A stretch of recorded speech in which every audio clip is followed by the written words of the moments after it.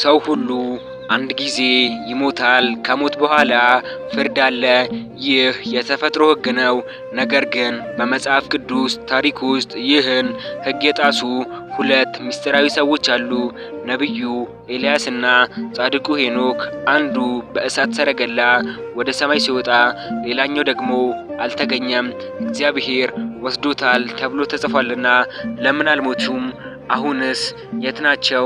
በመጨረሻ ዘመንስ ተመልሰው ይመጣሉ?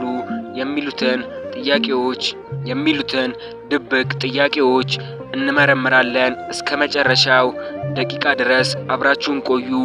ሄኖክ ከአዳም ሰባተኛ ትውልድ ነው።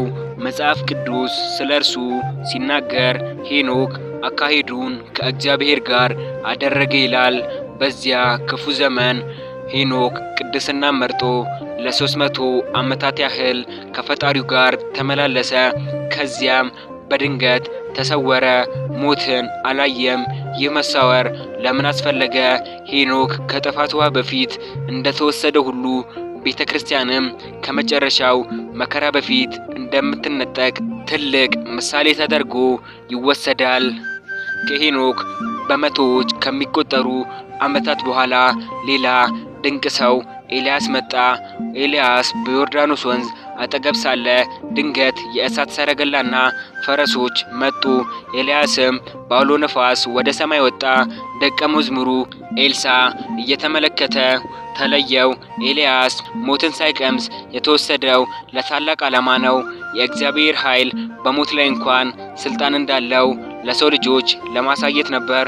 ብዙዎች ገነት ገብተዋል ብለው ይጠይቃሉ። መጽሐፍ ቅዱስ ከሰማይ ከወረደው በቀር ወደ ሰማይ የወጣ የለም ይላል። ታዲያ የት ናቸው? የቤተ ክርስቲያን አባቶች እንደሚሉት እነዚህ ነቢያት ብሔረ ሕያዋን ወይም በልዩ የእግዚአብሔር ጥበቃ ስፍራ ይገኛሉ። ስጋቸው አልፈረሰም፣ ነፍሳቸው አልተለየችም። ለተልእኮ ተጠባብቀው ይኖራሉ።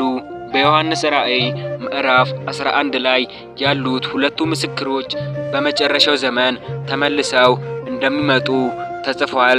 እነዚህም ምስክሮች ከሰማይ እሳት ማውረድ ይችላሉ፣ ሰማይን መዝጋት ይችላሉ። እነዚህ ነቢያት መጥተው አውሬውን አንቲክራይስት ይቃወማሉ፣ በመጨረሻም ይገደላሉ። ከ3 ቀን ተኩል በኋላ ግን ከሞት ተነስተው ወደ ሰማይ ያርጋሉ። በዓለም ሁሉ ፊትም ሕያው ሆነው ይነሳሉ።